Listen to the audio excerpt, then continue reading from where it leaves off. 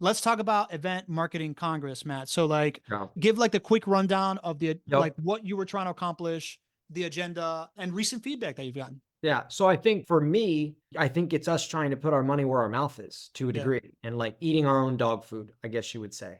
So kind of like the insight has been from doing the podcast, talking to our customers, talking to our potential, people who would be prospects, our customer profile, right? Director of events, head of global events, senior field marketing manager, all the people that are running event managers, senior event manager, you name it. We've talked to them. And one of the sentiments that has come across is, there's Exhibitor Live, there's SEMA, there's EMS, I could go on forever with these event marketing things, but they have basically turned into a pitch fest to a large degree. And I think what I heard and you heard that we discussed a ton is what our customer is seeking. It goes back to what I said earlier. What does your customer want? And ours wants the ability to communicate, network, workshop, think tank, and soak each other in peer to peer. They want the ability. They're looking for mentorship. They're looking for peer to peer communication. For example, in my industry, I have on my hand, not mentors, other CEOs, COOs, executives in my industry that are with competitors that I can call at any point in time. Then I have mentors that are in the industry, right? Like my mentor is Dave Wallens from Exploring Incorporated.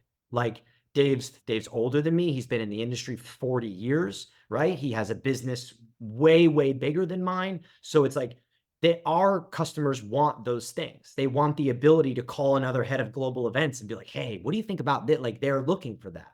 They're looking to work together. They're looking to workshop. What are you struggling with? How are you dealing with it? How are you getting creative? How are you managing your people? Blah, blah, blah, blah, right? Like that's what we heard. So we said, why not be the ones that bring it to them?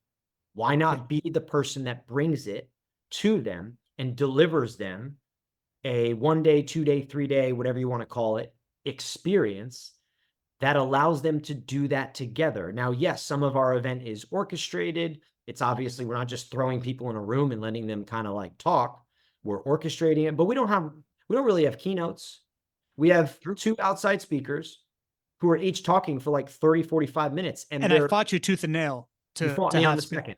They're workshops, though. They're Yeah. not keynotes. They are Yeah. workshops. They are being structured as workshops. Both of the people coming in know that they're being structured this way, and the audience knows. It will be interactive. People are coming with questions. We're going to work through things. It's not just me talking at you for 60 minutes, hopping off the stage, standing off to the side, and then having a line of people come over to tell you how great you are for 40 minutes, and then you leave, right? Like it's totally different. They will be at the event for 2 days with everybody, interacting, engaging, and communicating. So I think for me, we believe in this. Look, if I want meaningful interaction with potential prospects and we have customers that are coming, that are already customers. I have to give them what they want and be a part of it. So why not build it? Why not create it? I'll tell you what I love about it, man. Number one is you said, hey, you want to call it a 1 day, 2 day, 3 day. You thought really long and hard about my customers' downtime is the middle of summer. Most Yeah. events happen fall, spring. Q1. Yeah. We've got to do something that's like when they're not super busy.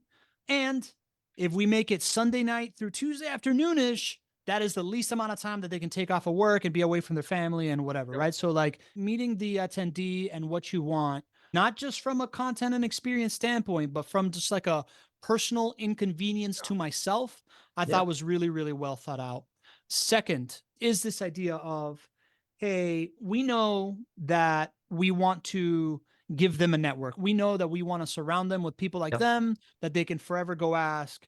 And it's one thing to put them all in a room together, but it's another thing to lead them through different types of activities. That one is just kind of like working together to see how people work together. Another one is like, what are you actually struggling with and what are you actually good at?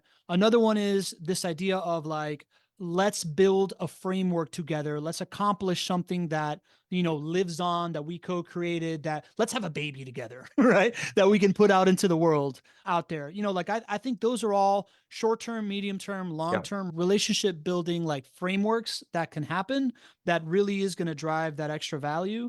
And to me, that part of it, I think is really good. Everything that we're doing when we built this agenda. So first, one thing I want to say is we are keeping this event small.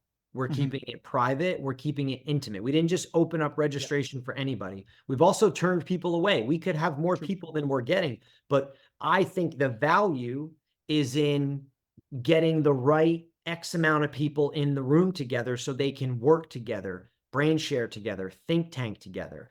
And then it's so if they want to knowledge share, problem solve, think tank, network, peer-to-peer mentor, if those are the things that they're looking for, how do we set up the agenda to enable that? So all of the sessions that we've put forth are basically trying to put them in position to do those things. So it's not like we're not talking about what we want to talk about. Yeah. We're not talking, right? We're talking about what they want to talk about. We're just creating the structure to allow them to talk about Yeah. it, And to Cody brings allow. up a really good point in the chat that Mhm. via the podcast and being able to like talk to people about what they care about, and then the behind the scenes of like literally just like Yeah. elbow grease of reaching out to them, sending them surveys, asking them what they want to talk about, we are doing what you said, right? Like we are Yes. sourcing like It's what not is our the relevant topics. topic and building around it, not It's just not, like sitting in a room thinking, man, I think they want to talk about swag, you know? it's not our topics, it's their Yeah. topics, which is great Yeah. for Cody. And I think the other thing is we're taking things that get discussed in the event and dragging them through the rest of the event into other things. So when things are important, when things, right, like it's Mhm. about them, it's about their topics, about them discussing the things that they want. So I think that to me is important. And then of course, look, we're trying to deliver them an experience. We Yeah. want them to want to come back. We want them to be, there's little nuggets about our customers that we know about them as people, as who they are, about their, I don't want to call it their profile because they're all very different humans, but they have a bit of a profile, as do I, as do you. Yeah. So we're trying to curate that experience for them.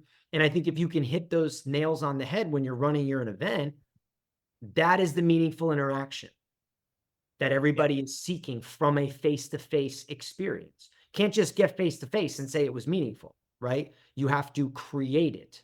Look, I don't know if we're right. I don't know if we're wrong, but I mean, definitely gonna try it, and Yeah. see what happens and where it goes and what is the feedback and is this worth everybody's time? And our hope is that when people leave our event, they are dying to come back. They're putting it on their calendar next year. I have been to events that when I leave, I pretty much put it's on my calendar next year. It's in Yep. my brain. This is where I go every year. I go Yep. here at this time and I do this.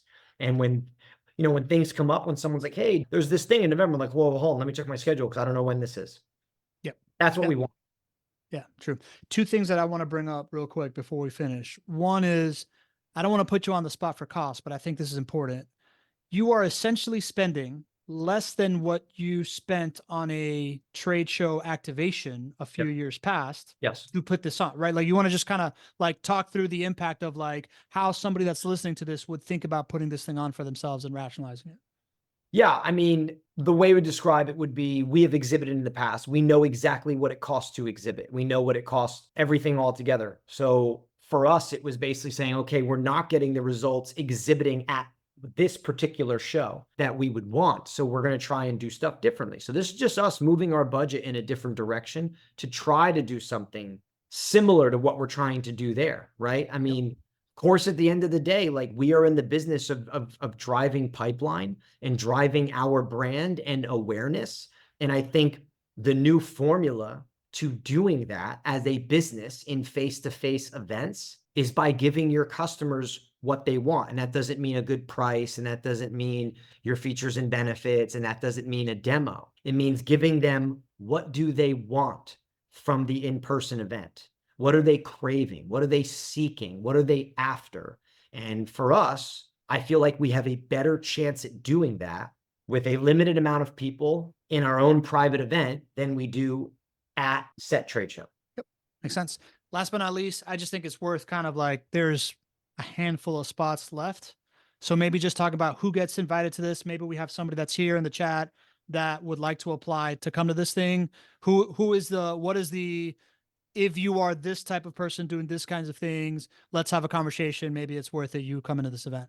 Yeah, I mean, for the most part, most of the individuals coming to our event are pretty much, I don't love titles, but they're head of global events. They are director of events.